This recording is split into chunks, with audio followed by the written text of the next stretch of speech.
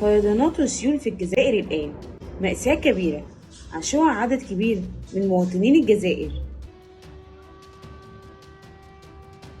بعد هطول الأمطار الغزيرة والسيول التي تسببت في حدوث فيضانات كبيرة في بعض الولايات منذ أمس الأحد وحتى صباح يوم الاثنين، ما أدى إلى وقوع خسائر كبيرة في الأرواح والمنشآت.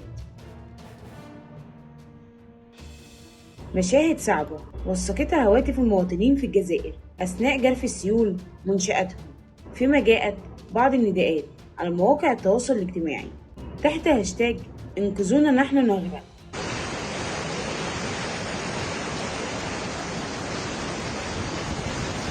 ولو وصلت معانا لغاية هنا ما تنساش تعمل لايك للفيديو وتشترك في القناة عشان يوصلك كل الأخبار الجديدة.